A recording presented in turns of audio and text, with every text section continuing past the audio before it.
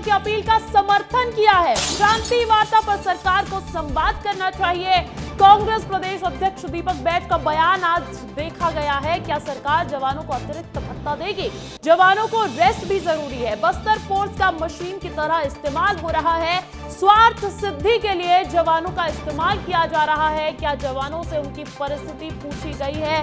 PCC chief Deepak Baij का बहुत बड़ा बयान नक्सलवाद को लेकर, और कांग्रेस ने नक्सलियों की अपील का भी समर्थन किया है। उसी अपील का जो लगातार शांति वार्ता की अपील नक्सलियों द्वारा की जा रही है, उस दौरान जिस वक्त उन पर कड़ा प्रहार जारी है। शांति वार्ता पर सरकार को संवाद करना चाहिए, पीसीसी चीफ दीपक बैज का यह बयान। और इसी के साथ साथ ये सवाल भी सरकार की कार्रवाई, सुरक्षा बलों की कार्रवाई से पूछा है कि क्या सरकार जवानों को अतिरिक्त भत्ता देगी? जवानों को रेस्ट भी जरूरी होता है। बस्तर फोर्स का एक तरीके से मशीन की तरह इस्तेमाल हो रहा है। बहुत बड़ा बयान दिया है।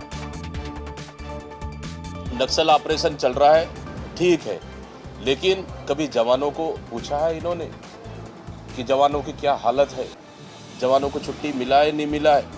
वहाँ के फोर्स को सिर्फ अपना स्वार्थ सिद्धि के लिए एकदम मतलब पूरी तरह से मशीन की तरह उपयोग कर रही है। उनको एक दिन का रेस्ट नहीं मिल पा रहा है, सांस नहीं ले पा रहे। और जो इस क्षेत्र में, जो मैदानी क्षेत्र में हो तो मलाई खा रहे मैदानी क्षेत्र में। जो वहाँ के आदिवासी, वहाँ के जो हमारी टीम है, वही तो लड़ रहे हैं वहाँ पे। एक बार कम से कम बस्तर के आदिवासी, बस्तर के लोगों को भी थोड़ा सा मैदान ला के देखिए, और यहाँ के लोगों को वहाँ के भेज के देखिए। सब तो मंत्री अपने नेता विधायक तो सब अपने अपने लोगों को सेटिंग करके बिठा के रखे इधर मैदानी एरिया में, और बस्तर के लोगों को जीने और मरने के लिए छोड़ दिए बस्तर में। वो क्या नक्सल मोर्चे पे लड़ने वाले जवानों को क्या उनको अतिरिक्त भत्ता दे रही है क्या सरकार? ये सबसे बड़ी सवाल है।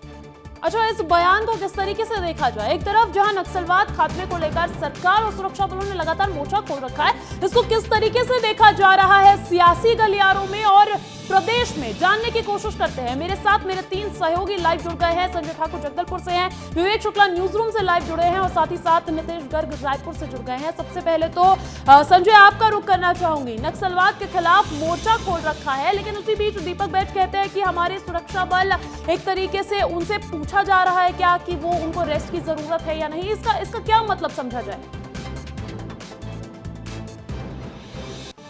देखिए, मैं लगातार कहता हूं कि मैं नक्सलवाद के मुद्दे पे किसी तरह की राजनीति के बयानों से मैं बहुत बचते आया हूं इस बारे में किसी तरह की बात करने से, क्योंकि मैंने देखा है दोनों ही पार्टियों को करीब से नुकसान झेलते हुए। कांग्रेस को झीरम कांड याद होना चाहिए, बीजेपी ने भी अपने कई नेताओं को खोया है।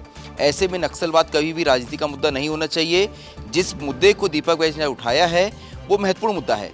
जवान लगातार ऑपरेशंस पे जा रहे हैं, लेकिन एक और बात उन्हें ध्यान देनी चाहिए कि जवान लगातार सफल हो रहे हैं और जवानों को नुकसान जो है वो काफ़ी कम हुआ है। ऐसे में उन्हें इस बात की तारीफ करनी चाहिए कि पहले जो जवानों को नुकसान होता था, हमने देखा है कि सैकड़ों जवानों की शहादत एक साल में होती थी, वो एकदम से नीचे आ गई है, वो आंकड़ा बहुत नीचे आया है। ऐसे में जवानों को बेहतर उपकरण मिले हैं, जवानों को बेहतर सुविधाएं मिली हैं, जवान ज़्यादा मोटिवेटेड होके एंटी नक्सल ऑपरेशंस पे जा रहे हैं, बेहतर रणनीति के साथ जा रहे हैं। ऐसे में उनका जो ये सवाल है कि क्या जवानों को रेस्ट मिल रहा है, तो उन्हें जवानों से ही बात करनी चाहिए कि क्या जवानों को रेस्ट चाहिए। ऐसा हो सकता है कि जवान इतने मोटिवेटेड हो कि वो चाहते हो कि जल्द से जल्द नक्सलवाद का खात्मा हो।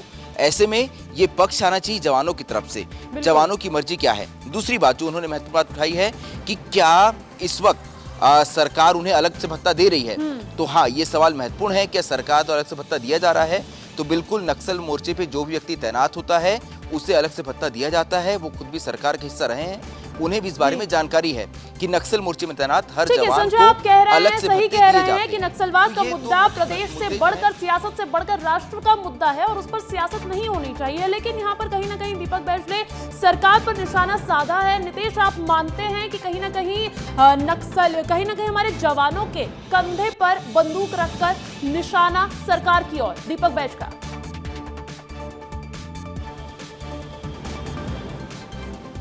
देखिए अंजलि, संजय ने बड़ी बखूबी तरीके से तमाम चीज़ें समझाई हैं। दीपक बैज, चाहे वो बस्तर की बात हो या अन्य चीज़ों की बात हो, वो मुखरता से बोलते हैं, और चाहे वो बयान कितना भी आगे चल के विवादित हो, वो सतत रूप से अपने बयानों पर कायम रहते हुए नज़र भी आए हैं। अभी जो ताज़ा बयान दिया गया है उसमें जो शांति वार्ता की जो है बात की गई है, और उनका कहना है कि जवानों को समस्याएँ जो है जा रही हैं, संजय बिल्कुल सही कह रहे थे कि झीरम घाटी में जिस तरीके से उनके ही दल को क्षति हुई थी और नक्सलवाद खत्म होना चाहिए, इसको लेकर कल नेता प्रतिपक्ष चरणदास महंत भी कह चुके हैं कि नक्सलवाद खत्म होना चाहिए।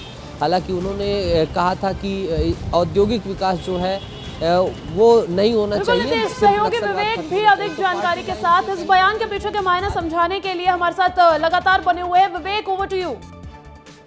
देखिए अंजलि, नक्सल पीड़ित अभी 2 दिन पहले ही राज्यपाल और मुख्यमंत्री से मुलाकात करके रायपुर से लौटे हैं। बस्तर के वो नक्सल पीड़ित जो ये कह रहे थे कि नक्सलवादों को खत्म करने के लिए, नक्सलियों के लिए जो ऑपरेशन चलाया गया है उसे रोकना नहीं है, रहम नहीं करना है, क्योंकि नक्सली लगातार पर्चे जारी कर करके, पत्र लिख लिख के ये बात कर रहे हैं कि उनसे बातचीत की जाए। उस बातचीत को समर्थन कर रहे हैं कौन?